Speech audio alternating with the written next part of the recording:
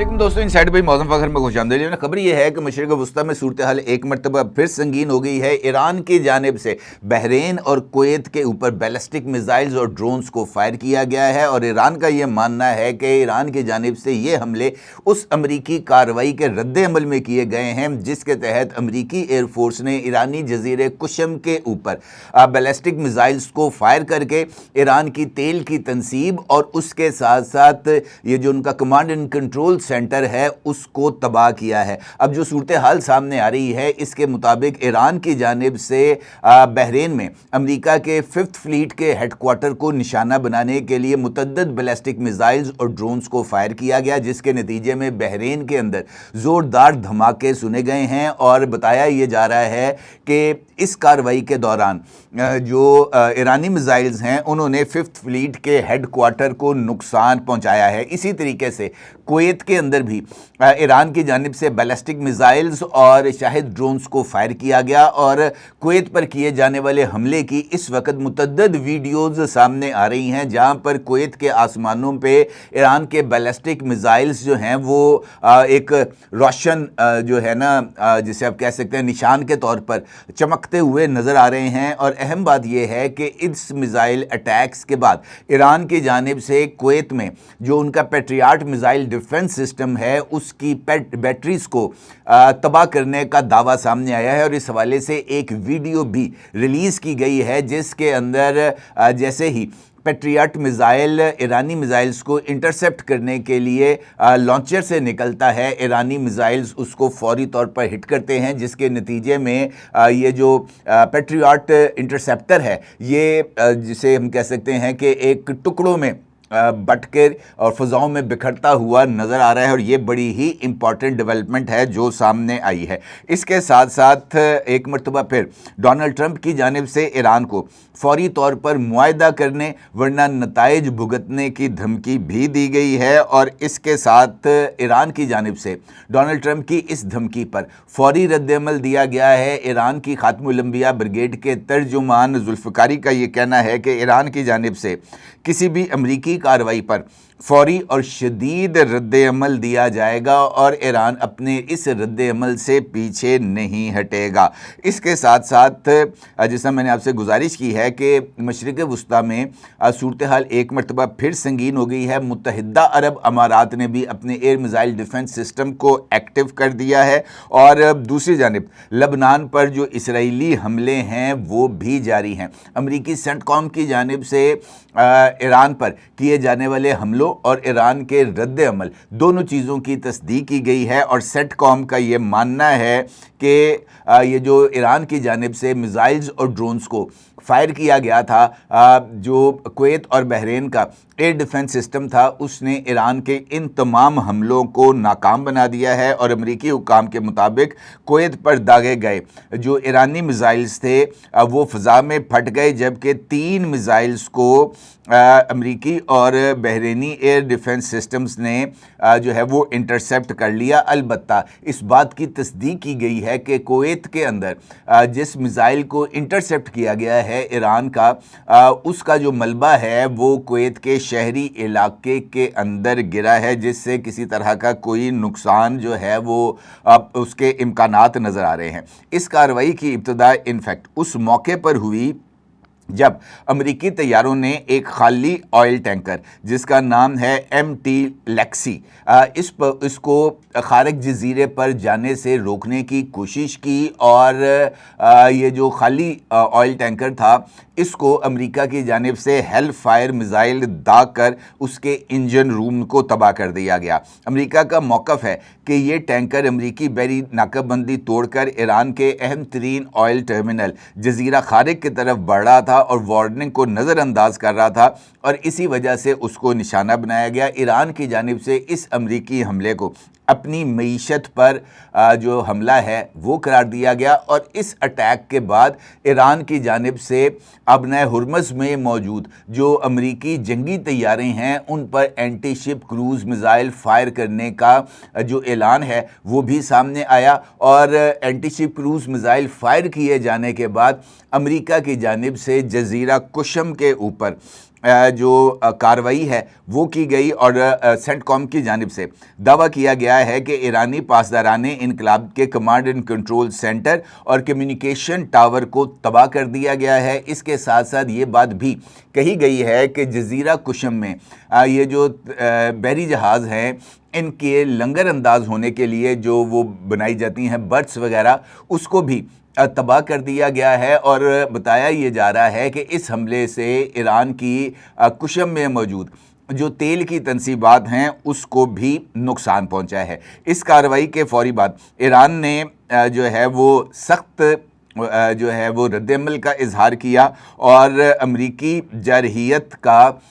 جو جواب ہے وہ بحرین میں 5th فلیٹ کے ہیڈ کوارٹر اور کویت کے ابو سلیم ایئر بیس کے اوپر میزائلز اور ڈرونز کو فائر کر کے دیا گیا ہے۔ دوسری جانب امریکن پریزیڈنٹ ڈونلڈ ٹرمپ کی جانب سے ایک مرتبہ پھر انتہائی سخت موقف سامنے آیا ہے۔ ٹرمپ نے ایران کو الٹیمیٹم دیا ہے کہ جناب جلد از جلد جو ہے وہ معاہدہ کر لو، اور اگر معاہدہ نہیں کرو گے تو پھر اس کے نتائج کو بھگتنا ہوگا۔ اور اس کے ساتھ ساتھ ایران کو جو ہے وہ یہ وارننگ بھی دی گئی ہے کہ اگر ایران نے آبنائے ہرمز کو 28 فروری کی پوزیشن پر بحال نہیں کیا اور بین الاقوامی جہاز رانی کے راستے میں رکاوٹیں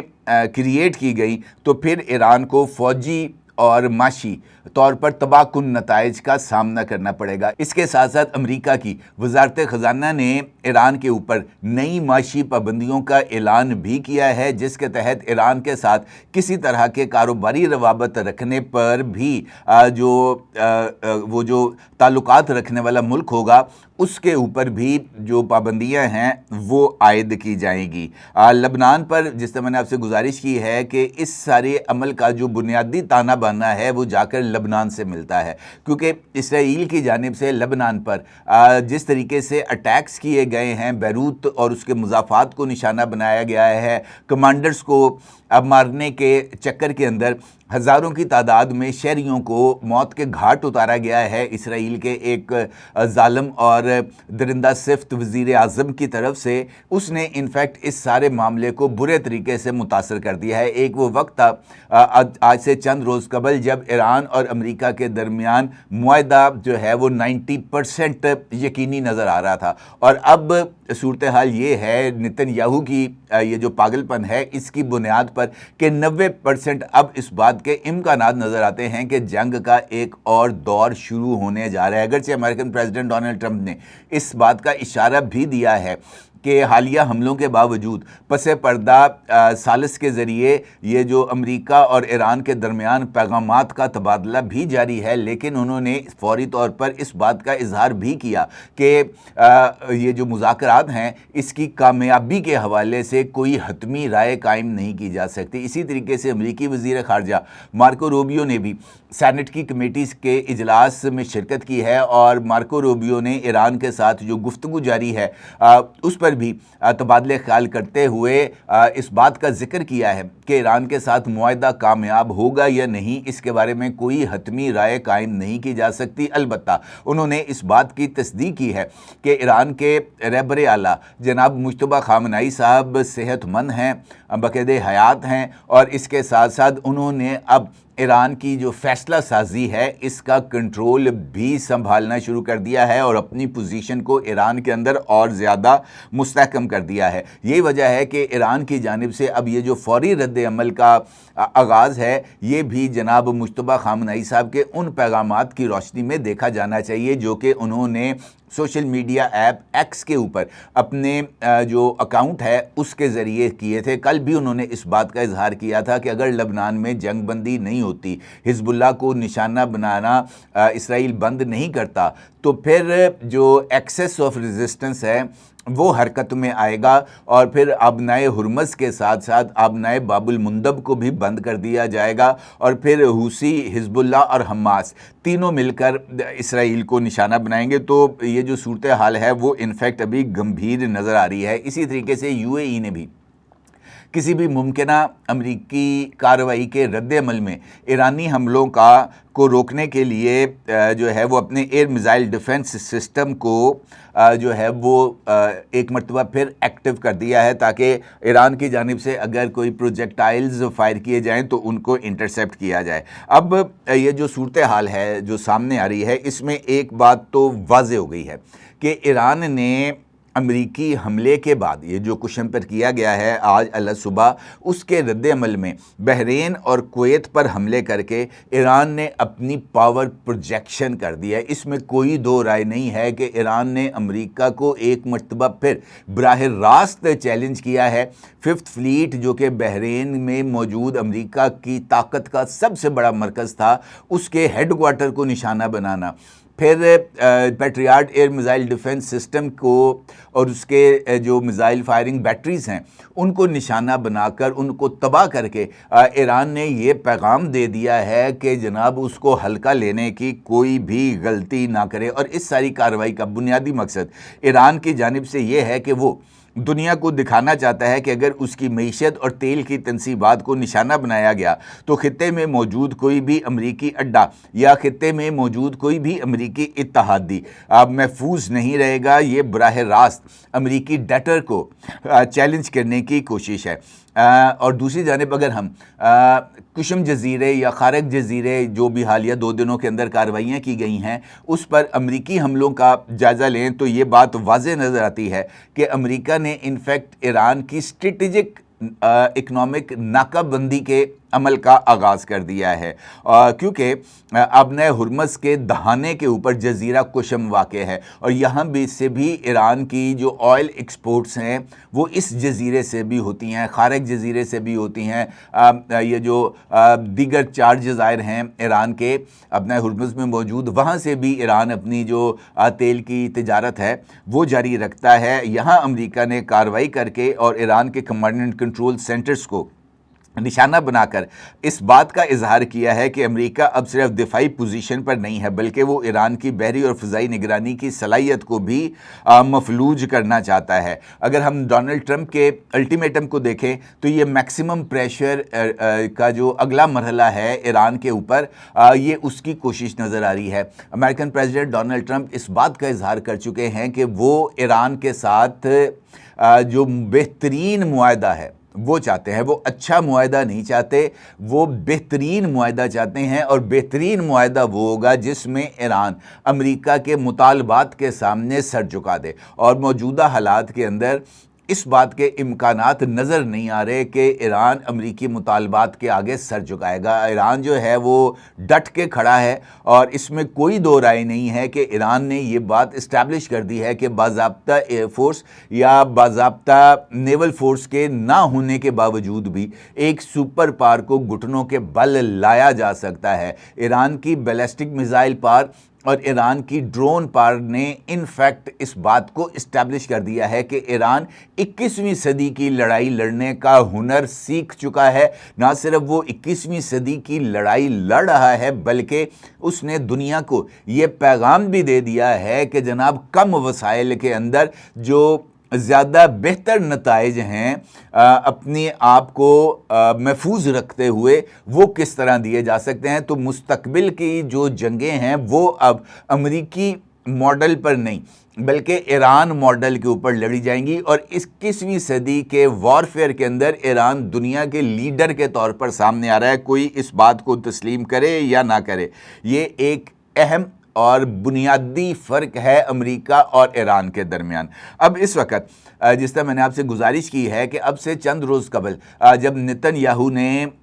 اس ساری صورتحال کو سپوائل کرنے کا آغاز کیا تھا، اس موقع پر یہ لگ رہا تھا کہ 90% امکانات ہیں کہ امن معاہدہ ہو جائے گا۔ اب 90% امکانات ہیں کہ جنگ کا دوبارہ آغاز ہوگا، اور اس مرتبہ امریکہ اور اسرائیل ممکنہ طور پر ایران کی آئل انسٹالیشنز کو نشانہ بنائیں گے، جس کے رد عمل میں مڈل ایسٹ کے تمام ممالک میں موجود آئل انسٹالیشنز کو ایران کی جانب سے نشانہ بنائے گا، اور اس کا نتیجہ ایک گلوبل